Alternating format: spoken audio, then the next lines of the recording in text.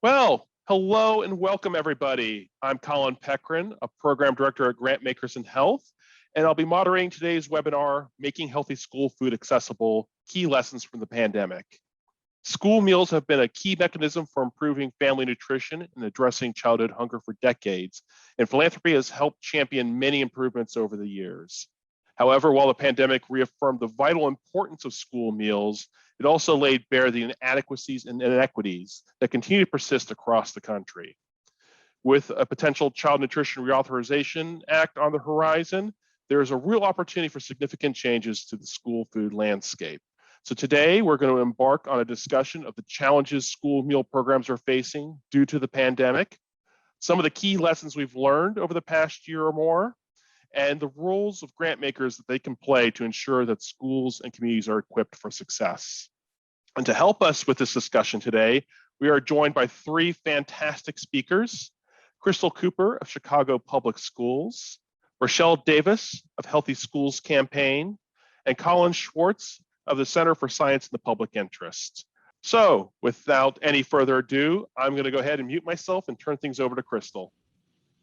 Thank you, Colin. Good afternoon, everyone. My name is Crystal Cooper. I am the Executive Director of Nutrition Support Services here in Chicago at Chicago Public Schools, and I'm excited to share some information with you today. Next slide, please. If you don't know much about CPS, I wanted to give you a kind of our view at a glance. So we do have over 340,000 students enrolled, and this year enrolled meant many different things, right? It means that you were in person and or remote learning. We do have 638 schools. Our budget is a little bit shy of $7 billion. And this number that we look at as a school district, we have 63.8% of students that are economically disadvantaged. Next slide, please.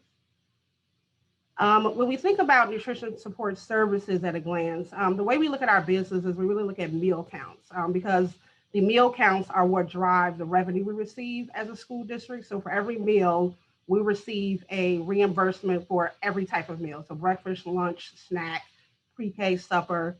And in Chicago Public Schools, we actually participate in every program that the USDA allows. One that is not on here is the fresh fruit and vegetable program, and that's really a pass-through. But all of these other programs are based on students eating with us. And if you look at a typical school year for prior to the pandemic, so we consider FY19, July 1, 2018 through June 30, 2019, our breakfast and lunch meals are right around 58 million. And then we add another 2 to 3 billion of other programming. So we hovered right around 60 million meals that we serve to our 340,000 students. When we got to, FY20, which was when the pandemic hit, our meal counts dropped a little bit, but they picked up in the summer. So if you look at our summer breakfast and summer lunch from last year, and you look at what happened after the pandemic, so we're talking, this is June, July. Well, this is actually through June. So what happened was we were serving meal kits, right? So usually we do a 1-to-1 ratio. You come into a school, you eat breakfast and you eat lunch. And over the summer, our summer starts usually the last week of June. It goes into July and August. We really did an uptick. And this is because of some of the waivers that Colin will talk about, that we were actually able to serve meals where students did not have to eat on campus. So we had a lot of need and a lot of families were coming to our sites, so we set up meal distribution sites. Next slide, please. So what did the access look like during the pandemic? So starting March 17th, we set up what we call meal distribution sites. These were actually our school buildings. And what we did was we served meal kits out of the school buildings, but outside. So every school that was open, we actually set it up. And if you were any family, you could come to any site. You did not have to have an ID. It was not limited to CPS students. So this was any student in Chicago who was visiting Chicago, lived here. You didn't have to live here. You could come to our schools and get meals. What we did do differently was we created these meal kits, right? So normally we serve a breakfast and a lunch, a snack in the school building. In an effort to limit families having to come to the building every day, we said, okay, let's see if we can do multiple meals in one day. And we did get that approval from our state, obviously from the USDA, obviously approved that. And we decided to do 3 days worth of breakfast and lunches where you can come to any site. You pick this up, you got the milk that was associated with it, and we provided it. We didn't ask any questions. Our goal here was to make sure that families and students had access to food, right? It wasn't questioning them, did they go to a CPS school?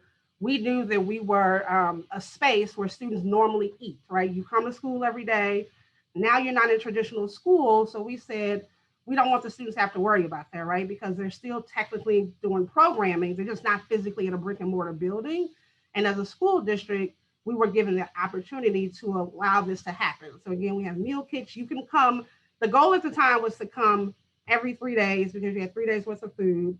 We did, of course, have families coming every day, but that just meant that the families needed it and we provided it and we tracked it. And we worked very closely with our state to make sure that we could provide the food and we could. Next slide, please. So what were some of the challenges, right? Because you figure the week before we were in the buildings, breakfast and lunch, you came through a serving line, the manager knew the students, you were in the school. The next week we had to completely flip that over and just start serving food to families. So what were some of our challenges? We did have staffing issues, right? Because people were getting impacted by COVID. So we had to figure out how do we keep sites open? And if we can't keep the site open, do we let families know quickly, okay, you can go to this site because it's near you, right? So we had to have constant communication via our website. We had a meal map tool, and we still do, to let families know if this site isn't open today, you can quickly go to this other site and get food.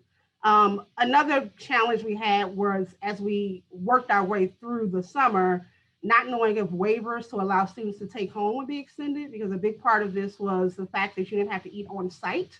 So as we started to plan for the next school year, because remember when the pandemic happened, we were told 2 weeks, right? 2 weeks we'll be out of school, right? 2 weeks is now expanded to over a year, and we're still here.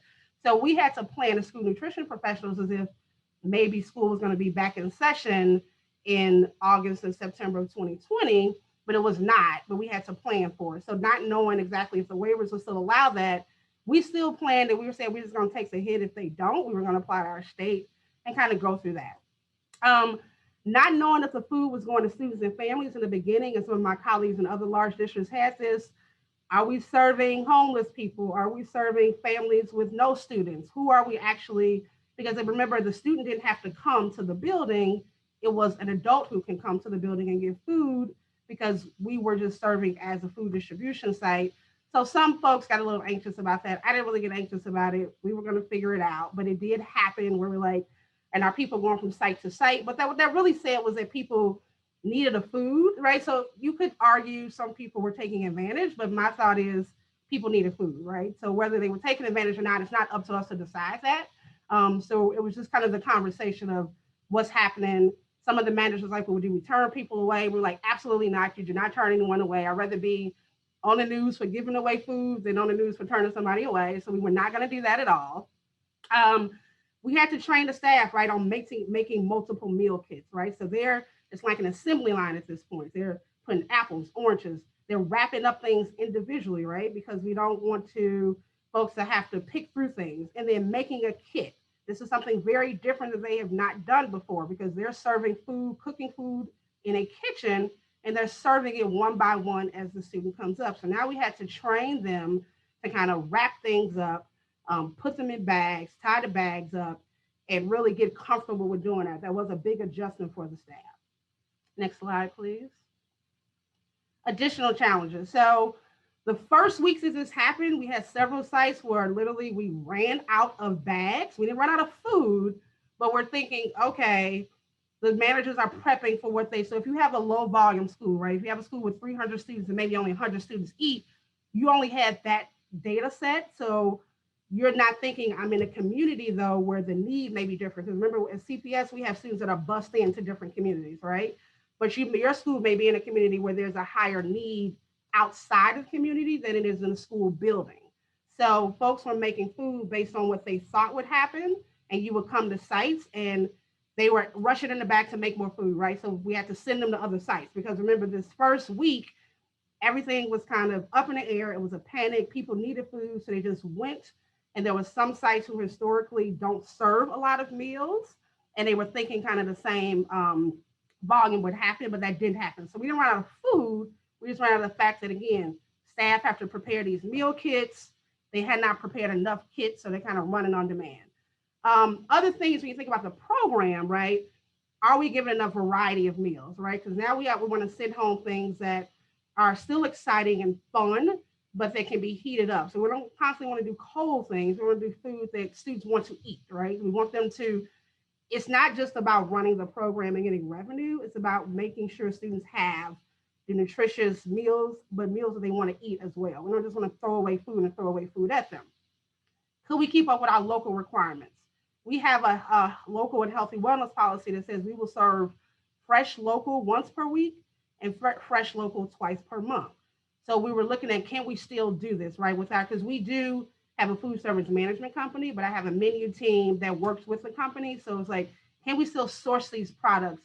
Are we still being mindful of sourcing the products, right? Just because we're giving food to go home, we want to make sure it's the same quality of food that we normally would if they're in a school building.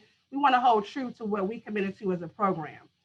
Are we keeping food at required temperatures, right? We're outside. So you have buildings that are old, right? So you have, maybe we need to plug up a milk cooler outside. We didn't think about this, so we thought about it after the fact or the day before. We're like, oh God, where are we going to keep all this milk?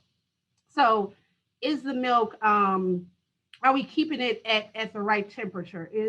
Are we keeping the food cold? Are we, with things like that? So we had to, so then this comes up to milk coolers and locations. Did we have enough milk coolers to do things like this? Did we have enough tablecloths and things to set up, right? So outside, you still want to make it appealing. You want people to know where to go. Some people have never gone to the schools in their community because their kids go outside of the community. Do we have the proper signage? Are we making it accessible for folks who don't necessarily know where to go? And is it colorful enough? Are we being, just advertising? So again, we had a website, we have flyers, we have things that, apologies, let me hang up my phone. We have things that just make sure that people know. It's eight different entries to some of our school buildings. So like, are we at door 1? Are we at door 2? Are we at door 8? If we have inclement weather, where do people know where to go? Are we visible? So again, making sure that we're just out there and that folks know what's happening. Next slide. All right, so what is the new norm for school meals, right? So as we think about this, we've kind of morphed into this hybrid approach. So as we started to get students back in the building, we had to have up with a few different models because there was a lot of conversation around delivery to classrooms. There's a few things there. All of our buildings don't have elevators. No one is going to run up and down these stairs. I have unionized staff. I can't really make them do a bunch of stuff that they don't already do. So we came up with a few options. Grab and go to the classroom. Now in Chicago Public Schools, we already did this for breakfast. The students come in through K-8, they grab and go to the classroom. This wasn't really happening for high schools, and it was only happening for breakfast. So now we've switched to, we have to do this for lunch as well. Because again, we want to make sure that the burden is not really on the student or the principal to give food. So now we're doing grab and go lunch to the classroom. So either the student comes down, or in schools where we have elevators, we go on to different floors. They come out their classrooms, they grab a lunch, they go back to the classroom. We still have some in-cafe eating with social distancing. So we have placards down or markers that say, don't sit here, sit here. You've seen this in other restaurants and things like that. And then we have a hybrid of the two, right? So maybe the older students can come down, maybe the younger students are in classrooms. And we're still doing food distribution outside because we still have students that are remote. We also are doing meal deliveries. So this is not something that we've done prior to the pandemic. We have a third-party company. We have a form. You fill out the form. Again, not a ton of questions asked. Do you need food? How many students in your household? Yes, we had people saying it was 10 and 20 kids in the household. Okay, for some of that, we do want to do a little, probing and say, do you need other food? So this gave us the opportunity to work with some of our other partners like Chicago Food Depository to say, we may have a family in need, right? So we can feed the student and we're okay with that, but maybe there's something else going on in these households and we want to make sure they get access to other food points outside of school. So we had that. So we're still doing meal deliveries. We're still doing the multiple meals and pickup locations. And we're retooling our menu to accommodate more handheld items in the building, right? So you don't want to have to do a lot of just things that get messy because again, they're eating in the classroom. We don't want teachers to have to do a lot of extra work. So as a department, we want to try to keep to our programming, but make sure students again are getting what they want to eat. Next slide. Okay, so what's next if you think about CPS and nutrition support services? We have initiatives that we always think about that we always think about as we go into the next school year and as we think about going on. So some of the things that we're working on now are composting, elimination of plastics and polystyrene. This is something we do. We do have compostable utensils. We have compostable plates. Another big one for me is an increase in culturally relevant menu items, kosher, halal, tamales, beef patties, beef bulgogi. Want to make sure, again, students have what they want to eat and they have things that they recognize in their home. They won't eat with us if they don't. I don't want to just shove things down their throat. I want them to be able to eat it. We're keeping up with the trend with plant-based and vegan. These things are expensive, right, for a school nutrition program, but we work with manufacturers and vendors to figure out how do we incorporate these on the menu, not at every school, but in communities and high schools where they're actually wanted, right? A food truck is something we've been working on for a while to get mobile meal access and weekend pop-up events. So these trucks would go to certain communities on the weekend and we would use them in breakfast and lunch as well. So you think about our high school students, like we're competing with the Starbucks, right? So we're not gonna serve coffee and smoothies, or we could serve a smoothie, but not coffee. But what can we do to really get our high school students access to food? It's a theory out there that high school students they don't eat because they're not hungry. That's not what's really happening. There's a lot of things happening. So we want to kind of remove that and give them items that they want to eat, so that they're not, we want to fuel them for the day.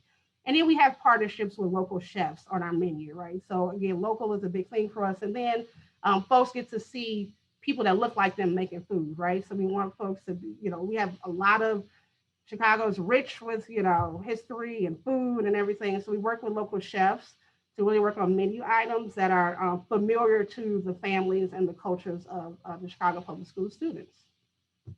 I think that is it. I'll now hand it over to Colin. Great, thanks so much, Crystal. And thank you for all the work that you've done with Chicago Public Schools to pivot to serving meals during the pandemic. It's quite remarkable. And so I'm gonna just provide a brief overview of sort of the national landscape, sort of what Congress and USDA has done to be able to make this happen on the ground, and where sort of the key advocacy priorities are for national, state, and local folks. And so again, I'm Colin with the Center for Science and Public Interest, and we also lead one of the nation's largest nutrition advocacy coalitions on school foods called the NANA Coalition. And so I work with a lot of folks at the national, state, and local level on school meals. And so next slide, please. So I'm just gonna talk about, provide a brief summary of our national advocacy priorities. And by our, I mean sort of folks on the ground, what they are advocating for. So food service directors, food service staff, public health, anti-hunger, nutrition organizations. Provide a brief update on the waivers. Just also provide an update on a survey that we did at CSPI with all the state agencies on the meal pattern waivers, an update on the standards, and then finally just a landscape of the advocacy strategy currently at play. Next slide. So I apologize if this text is a little small and it's a lot of text. I'm not gonna go through it all, but I just want to, I find this to be kind of helpful to think about, since there's so much going on. The left column is sort of top advocacy priority for a lot of organizations. The next is sort of what USDA has done in response. The next is what Congress has done. The next is that's White House, whether it's the American Jobs Plan or the American Families Plan, since there are two separate recovery/infrastructure proposals, which can get kind of confusing. So AJP, AFP, and then last but not least, the furthest right column is sort of a legislative vehicle for how Congress could actually do this. And that can be done either through these infrastructure packages, or it can be done through Child Nutrition Reauthorization, which is CNR, or even appropriations, which is FY22. So I just put that in there so folks have a sense of where these things fall. So SNAP, of course, is a big priority. But just next is, speaking of healthy school meals for all, continuing to provide free meals for all kids.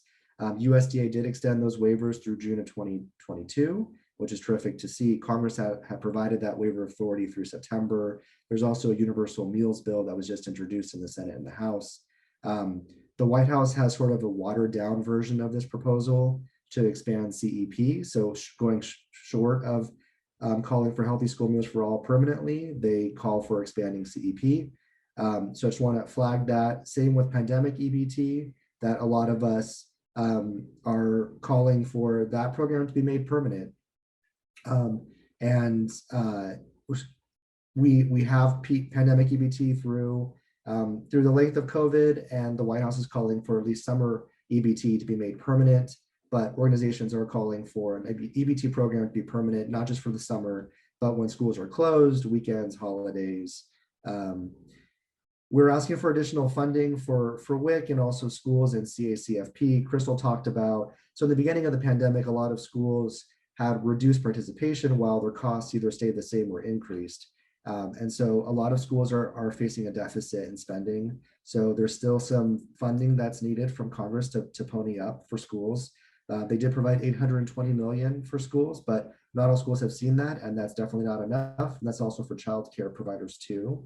There's also a separate bill in Congress that may be reintroduced that's specific to this called Feed the Children Act.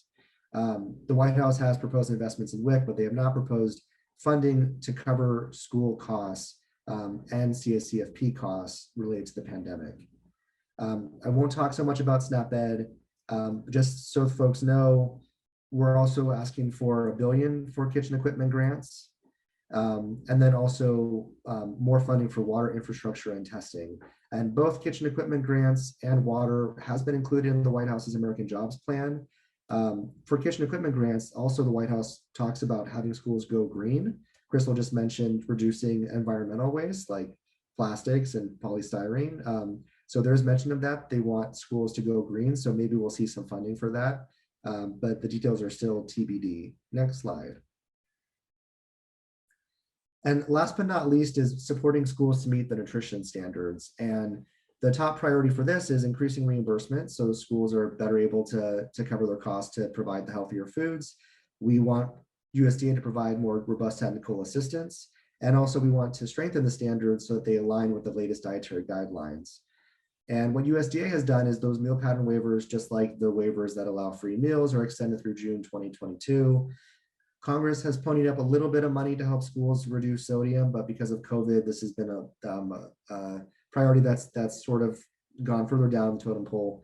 The White House did propose $1 billion for school nutrition, and this could be done through a variety of legislative vehicles. I just put in my slide the actual text that the White House has proposed for this $1 billion for schools, and I'll just read that. It says a $1 billion demonstration to support schools to further expand healthy food offerings. For example, schools adopting specified measures that exceed the current standards will receive an enhanced reimbursement as an incentive. We very much support this, but that's all the details that the White House has provided. So this proposal also needs some further refinement. Next slide. So just a brief recap of the waivers. There are waivers that allow schools to not have to verify eligibility and provide free meals to anyone who shows up to get them. Another big one was that parents and guardians don't have to can pick up meals without the kids being present. So that allows for a lot of the grab and go sites. That's for folks who just pick up the meals. Easier to pick up the after school meals too, and the flexibility for grab and go for lifting time and congregate restrictions. For the meal pattern waivers, this is kind of getting in the weeds, but now schools are operating it through the seamless summer option rather than the summer food service program with a higher reimbursement. And one thing that we in public health like about serving meals through SSO rather than summer food is that those are the same requirements as the National School Lunch Program, which are much stronger than the summer food service program. Schools also have to apply for these waivers, so it's not a blanket waiver.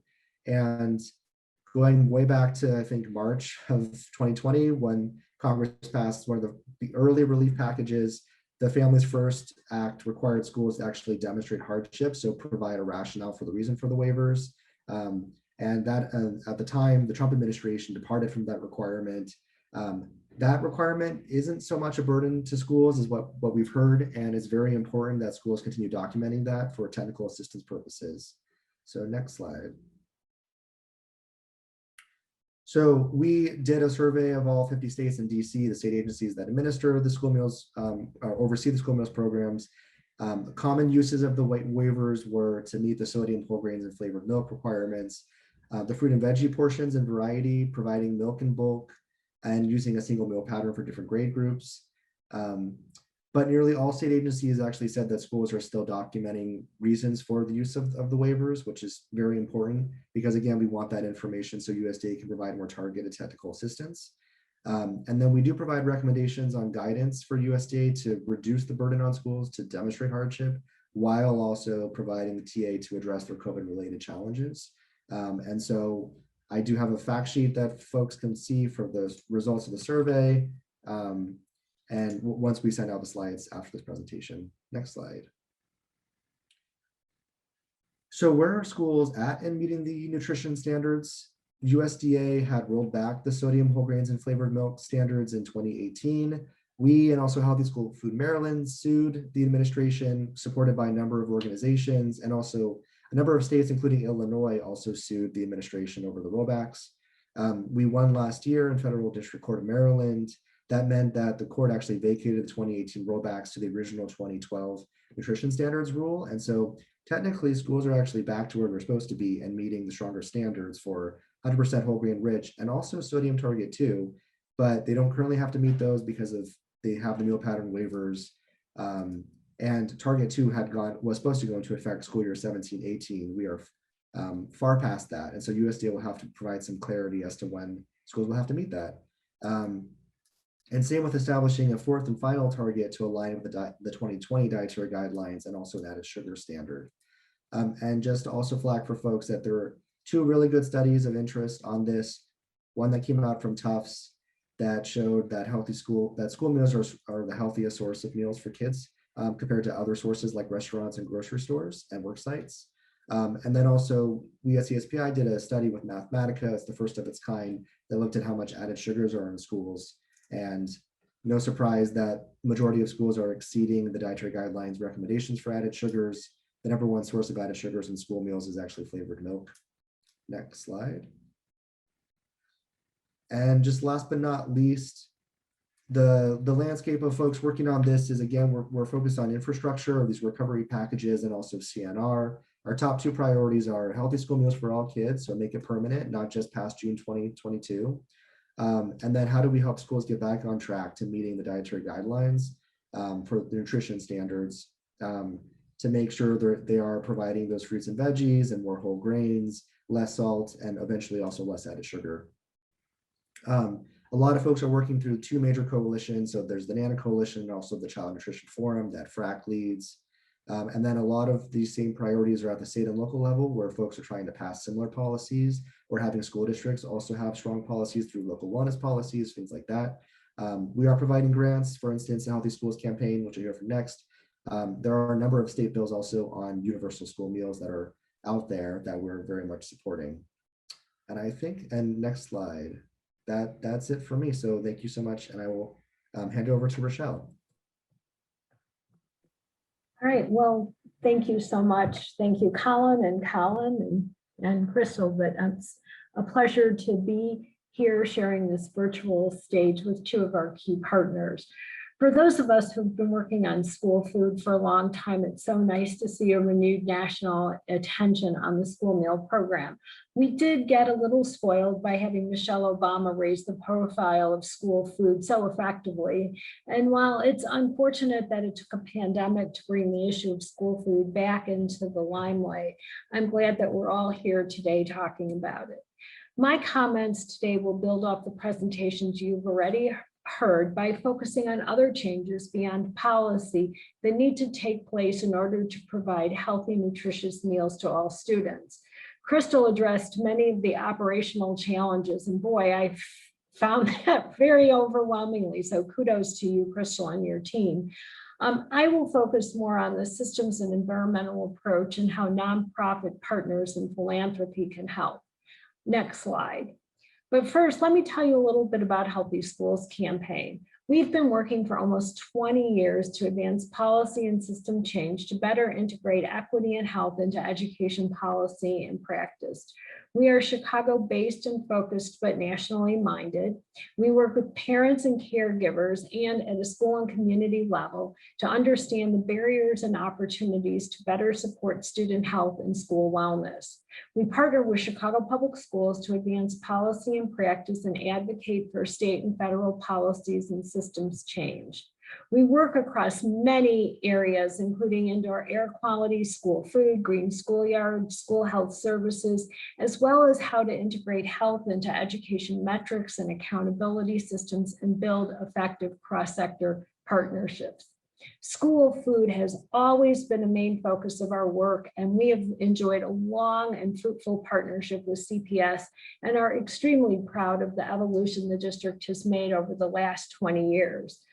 When we started working with CPS, school food was housed in the Office of Logistics along with buses and mail delivery.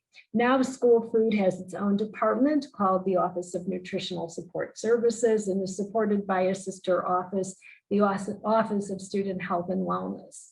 For around 10 years, we have co-convened a task force with CPS that allowed for important stakeholder engagement and has supported CPS in being an early adopter of high nutrition standards, breakfast in the classroom, farm to school, and other important efforts. And as you heard for yourself, CPS has strong leadership in place, and a commitment to school food is deeply ingrained in the school culture and has survived many leadership transitions. Now, many school food programs have been weakened by COVID, and during this period, some schools have moved away from their high nutrition standards. Next slide. Supporting school districts is creating a solid basis for a healthy meal program is more important than ever. At Healthy Schools campaign, we have used and adopted a multi-component framework developed by the Center for Eco-Literacy. In our work with Chicago Public Schools, we've identified 11 interconnected pathways. There are 3 levels of pathways: district level pathways such as food, culture, and health, leadership, procurement practices, and finance. School level pathways, including teaching and learning, community engagement, the dining experience, and marketing and communications. And school cafeteria pathways, including kitchen facilities, professional development, and waste management. These pathways are interlinked. For example, when determining the nutritional standards for food, you need to be able to purchase the right ingredients at the price you can afford and have the kitchen facilities and trained staff to make the meal. And I think that, Crystal commented on how when the system was, upset, how bringing all of these things into alignment overnight in a ever-changing environment was really a challenge. Given the general state of eating habits, the unavailability of unhealthy foods and marketing of unhealthy foods to children, it is essential for a healthy school meal program to include teaching students about healthy eating, promoting healthy behaviors throughout the school day, and creating positive dining experience. And just like any other entity, school meal programs need to be financially viable. A key factor for school meal programs to break even is the number of students they serve. So getting students to eat healthy food is essential for financially viable meal programs. Over the last 2 decades, many best practices across all of these pathways have emerged. Many nonprofits, including Healthy Schools campaign, have played a role in developing, sharing, and helping schools implement these programs. And philanthropy has been key in funding the development and dissemination of these programs. Let me take my remaining final minutes to examine a few pathways and how NGOs have played a role. Let's start with teaching and learning. As I said, making sure that schools are well positioned to teach students about healthy eating is critical. We have seen across the country a dynamic set of local programs that were designed to give students the opportunity to learn about fruits and vegetables, where and how food was grown, and to taste them as parts of hands-on learning emerge. A popular approach includes school gardens.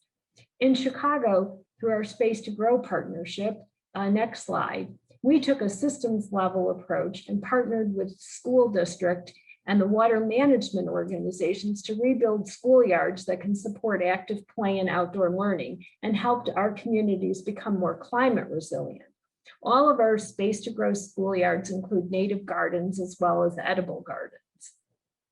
Edible gardens have proven to be an effective way of educating students about healthy eating while also covering some core learning skills.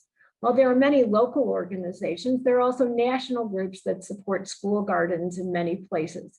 Big Green, which was started in Colorado by a chef, is one such group. Food Corps, another national organization, provides AmeriCorps volunteers to schools to support school gardening program. Another pathways that Healthy Schools Campaign has been involved in is community engagement. Healthy Schools Campaign, through its parents and leadership program, has been very involved in providing feedback to the district on their meal program. Parents and caregivers collect feedback from others and then share this feedback with the district. Next slide. And through Cooking Up Change, our signature cooking competition that challenges high school culinary students to create healthy school meals that their classmates will enjoy, we have made sure that student voices are heard. This program has engaged school districts in 23 cities and nearly 2,300 students. As a result, more than 10.3 million student designed meals have been served. Cooking Up Change supports a number of pathways. First, these student created and student approved meals have provided important insights for food service on how to provide healthy meals that students will eat. The winning meals often make their way into the regular school menu. In addition, promoting the fact that these meals have been created by students have made other students more open to trying these options. And finally, through the contest and resulting publicity, public officials, community leaders, and the public at large have had the opportunity to learn about the importance of healthy school food. COVID has caused us to change the format from a contest to a showcase, but we hope that the program will continue to have a positive impact. I can go on and talk about organizations like the National Farm to School Network, which is supporting state and local efforts to build local food systems, or the Lunchbox, which provides professional development to school districts looking to transform their programs. But our time is limited, not the range of programs available to support school districts and the opportunity for philanthropy to support healthy school food. Thanks again for the invitation. Next slide. And I look forward to your questions. Well, thank you, Rochelle, Crystal, Colin. Terrific, a lot of information there to digest. And I know I've already got a few different questions on my mind to ask each of you. But want to once again invite people, if you do have questions or a comment, we've gotten at least one or two comments already in the chat, but to make sure to take advantage of the chat function. In fact, I'm going to go ahead here and just move that there. So please do that. If you happen to have maybe more than you want to type, do feel free to use the raise hand function. We'll keep an eye on that in case anybody wants to unmute themselves.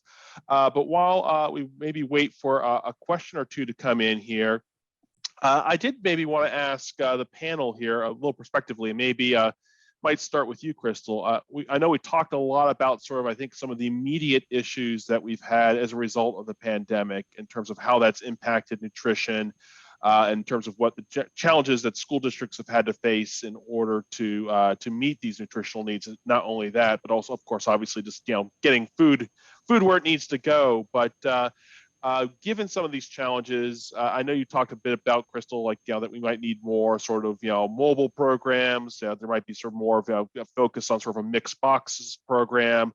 But what do you think are sort of maybe some of the long-term impacts in terms of school food going to be? I mean, where do you think, sort of beyond maybe even just the next year, but where you kind of feel like how things are really going to change in terms of how you do your work in schools?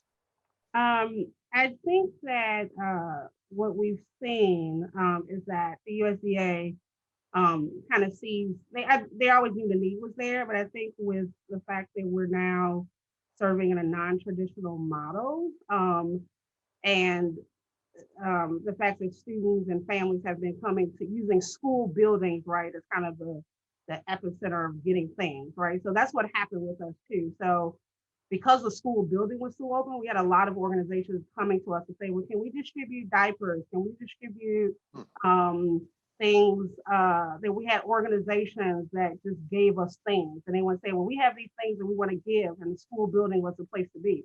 Now, we always had partnerships with folks, but it kind of morphed into this, well, the families will come there because they go there. As far as school nutrition, we obviously very support universal meals, where students just, you don't have to fill out all this paperwork as an administrator, right? So the school nutrition professional, I don't have to validate and prove why the student needs to have free meals, right? Your children should not have to worry about food, right? That's one thing they shouldn't have to worry about. When they come to school, they should get food. And just thinking about some of those incentives to help nutrition educators run school programming. So at Chicago Public Schools, we exceed the nutrition standards. We will never go back on that. We're not going to roll anything back. We're going to continue to work with manufacturers and vendors to make food without those ingredients of concern that still taste good, right? So what does that mean? Does that mean that the manufacturer and the vendor gets an incentive or something to pull out all of these ingredients from food so that we can make sure students have healthy, nutritious food, but still food that has taste to it? Because people equate salt with taste, but salt is not taste. And we just want to make sure the standards that we're upholding the standards, because we are a large school district, and we want to make sure if we can do it at our level, then it should help some of the other smaller districts because we have so much volume, right? So we want to be able to help with the pricing, because if this becomes the norm, you don't have to worry about pricing so much. I mean, we have to worry about it, but if we, as a large school district, push, and we're like, no, this is the standard. The standard is no antibiotic ever in your meat, right? In all protein. The standard is the sodium level is X, right? So if we can push that as large school districts, and really push the manufacturers to make K-12, make things appetizing and give them whatever they need to help with their infrastructure to remove all these ingredients, then, I think that changes the landscape of, how students become adults. And you talk about obesity. I mean, it just flows into the ecocenter of everything, right? So child nutrition and school nutrition is kind of the foundation. And if we could just get that where it needs to be, I think it changes the landscape of how we view food and how all this is linked to like health-related illnesses, all of it is linked, right? So you're working with universities to do all the research, but I mean, we know all this is linked. So if we can get that and not have to worry about how do we fund our program, because I didn't talk about it because I don't want to like be a Debbie Downer on a Monday, but yeah, I'm in a $30 million deficit, but I can't let that, diminish the program because I still want to run a solid program. So I got to figure that out later, or I got to work with, Colin in DC or my people here to say, I just need some money. Help me get it. I'm going to do what I got to do, but help me figure out how do I pay for it. But I'm not going to not do it because I can't pay for it is the point, right? Rochelle, Colin, did either of you want to jump in and respond to anything Crystal just said, or just my original question about sort of where you kind of see the puck going over the next few years?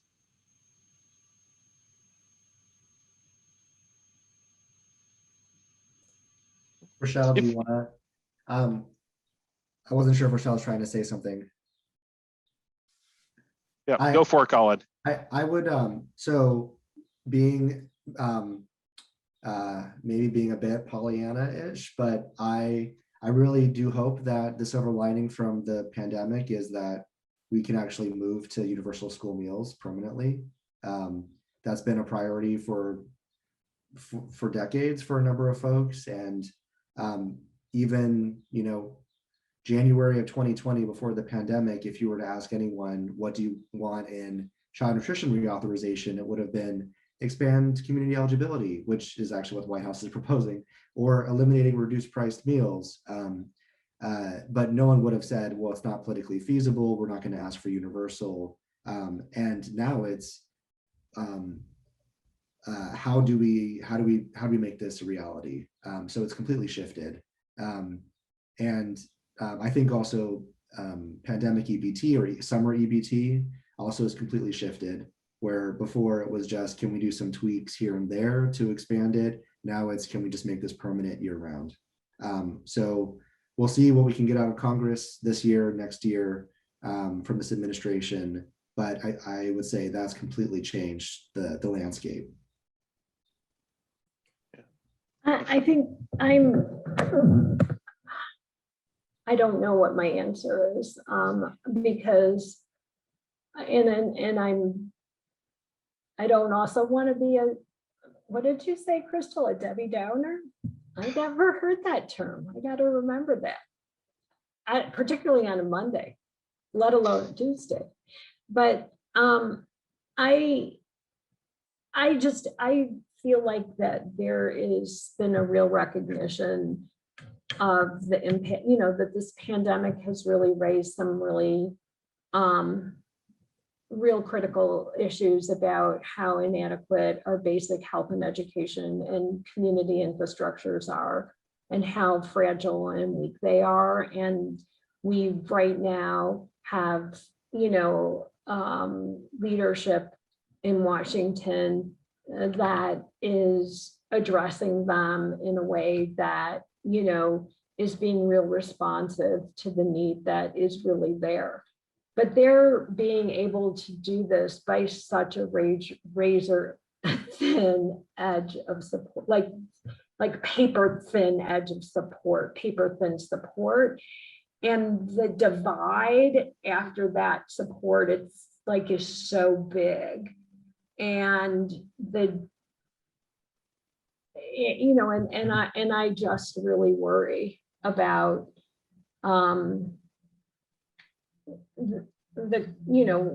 I think it's just a bigger worry about where we're going overall, given the political divide, given the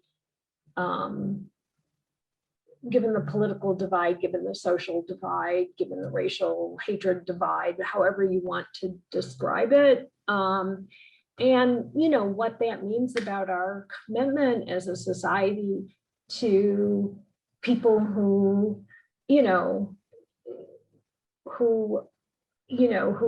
are at the wrong end of systems, wrong end of policies that don't give them a chance. And, because this myth of raising up from your bootstraps is just not true. And so I think we're going to make some gains in the short run, but I just worry about what do we have to do. And so I'm sorry, it was a much bigger answer to a really specific question, but I do worry about that. I do think, and another, if I could also kind of respond this way, I do think there's, this is a health funders group, but I do think the health funders group needs to pay attention to the trend within education, where they are now talking much more about the science of learning and development. And they are seeing there's a whole trend within the education world that is moving away from just thinking about test scores or teacher accountability, and are trying to grapple with the conditions of learning and trying to understand what it is science is telling us about learning and development. And I think that has has a real potential of helping the whole education system think differently about the value of food and physical activity and playground and recess and even art and other kinds of things. And obviously what this group would call the social determinants of health. And I think that that's all really a good sign for no one being that upset about Crystal's $30 million deficit, because there would be an appreciation for the value of what the program is doing for the mission of the district in a way that may not have happened 20 years ago. And so I think that that's a really important discussion and trend within education for, if this group is not tracking, for this group to keep their eye on. So sorry, my answer was all over the place. But No, that was some great insights. And no, I think you're absolutely right that I think that it's good to know that it's not just health philanthropy that's starting to look upstream and look at these interconnections, because I think it's something that, yeah, that's something across philanthropy. And I think it certainly speaks much to the fact that we probably need to continue to reach out to those of our philanthropic community that are working on the education side, because obviously they are approaching this with renewed energy, hopefully as well. So I got a question here, actually kind of leads a little bit some of the things that you were talking about, Rochelle.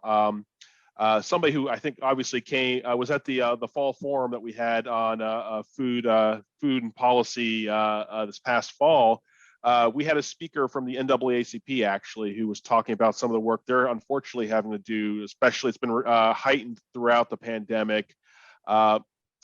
Even within certain school districts where has been some real challenges around inequity, just in terms of how food and resources are being distributed, that they, unfortunately, that they've had to see where, maybe certain school buildings are getting better treatment, better food, they're getting better quality nutrition versus some that are in more low income or communities of color where they are, getting unfortunately much or measurably lower quality food and resources. And so I didn't know whether Crystal, Rochelle, or Colin, if either of you want to maybe comment. I think the question here is, so how do we either through policy or program or practice ensure that we don't see those types of inequities happening in terms of school food? well, should I jump in?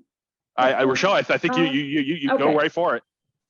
So, I mean, I think it's an interesting question. There are clearly inequities, and I think they're inequities because we have inequities in our country and in our society, and they're obviously reflected in our schools. And I think there are some fundamental problems the way education is funded. And as I just, I think as hopefully my presentation highlighted, there are a lot of factors that go into the school meal program beyond the food. And unfortunately, schools that are in under-resourced communities or have less funding or may not have as many of as nice lunchrooms or have as many gardens or have a whole bunch of other amenities. But I do think that in terms of the quality of the food, I think that the school districts, I think the question is the quality of the food. I think that the schools that serve the school meal program and follow the guidelines have healthier food than the schools that don't. There might be a different perception of what is a quality food program in the sense of things that students might think they prefer that might resemble what they get, in the miles surrounding the schools of fast food. But Crystal or Colin, if you could speak to any knowledge that you have about the quality of food. Yeah, I think what you could run into in a large school district, especially like CPS, is that you hit it on the head, Rochelle. So as a leader, right, I have to set an expectation. The expectation is that you will service every school, no matter what neighborhood is in, the same way. So there are neighborhoods and communities that are challenged with crime and poverty. So people who work or are assigned to those neighborhoods may be working at a different level. So that is my role to make sure that they understand that there are some communities that need more support, right? So equity is not about giving everybody everything. What we have done is it's about meeting people and giving them what they need to succeed, right? So this school may need more than that school needs over there. They may need more attention. So it's about the support, right? So if you are scared to go into a community, you don't need to be working for me, right? So we live in an urban city. So if you're fearful, if you are anxious, if things are keeping you from going above and beyond in your job, meaning to make sure that expired milk is not going to certain communities, but you making sure it's going to other communities, that's something that I have to correct, and I have to make sure that when I find it, I have to say, oh, no, we won't behave this way. So if that could be some of the things happening, right, in organizations where, because folks think that they are less than, that they don't deserve as much, or they don't expect it, or they don't even want it, which is not true, right? You're just in a area where you have food deserts. You're in an area where it's high poverty. You're in an area where the supports are just not going to you for a number of reasons. So as a school district, we have to make sure we're giving what is needed where it's needed. Again, every school does not need the same support. We have to acknowledge that and recognize that up front. We have to go into it knowing that. We cannot go into it thinking, I can give this school a little attention and this school a little attention over here, and they're gonna get the same product. They're not, right? There's just reality. They're not going to get it, and we need to understand that. So that could be some of it. Even you think about the supply chain, drivers may, load trucks and they be like, oh, I'm gonna put this on it. You gotta have the same, the food coming out the warehouse has gotta be exactly the same no matter where it's going. And if it's slightly bruised over here, I don't want it to go to any school. It definitely don't want it to go to the school where you got food desert. So you got to build kind of that conversation and dialogue into the way you work so that people know you have an expectation to do excellent in wherever you go. And if you have an issue with that in an urban district like Chicago, you just won't, it'll be very difficult for you to move forward. Colin, did you have anything to add on this particular question, or just a ditto? Ditto.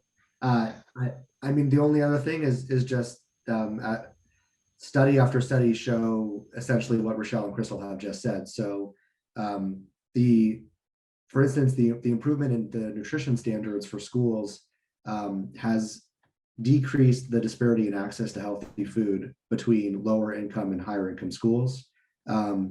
There's also no difference in diet quality among kids from lower income families to higher income families. So and companies that have to reformulate their foods to meet the standards means that these healthier foods are then available no matter where you are in the country, which also improves the price point and makes it so cheaper because it's more available and more competitive. So we think of making sure that kids have healthy school meals through these nutrition standards or through improving access through by providing meals for free, but it also does level the playing field and helps address some of the inequities in schools.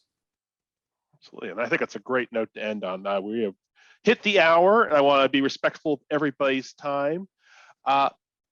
Colin, Rochelle, Crystal, thank you all so much for giving of your time, your knowledge, your wisdom. We greatly appreciate it. To everybody who was able to stay with us today, we really appreciate you being with us and asking some questions and making some great comments. If you happen to have anything we didn't cover today, or something that in the middle of the night you're an aha, please do feel free to contact me. My contact information is on the GIH website. I'll be happy to connect you with any of our great speakers. I know they'd be happy to have any offline conversations that might be necessary to help you inform you in your grant making. Hopefully we'll all get to see you all at the virtual annual conference, which is happening in the next few weeks, actually. June is nearly here. We've got a couple of great programs, including a virtual site visit down to Florida, where we're going to be looking at a lot of different things around resilient food systems. We've got a couple of other sessions related to food access and security also at the annual conference. So I'm hoping we'll get to see you all there. But thank you all for participating. Thank you again to our panel, Crystal, Rochelle, and Colin. And we look forward to seeing you next time. Thank you all so much.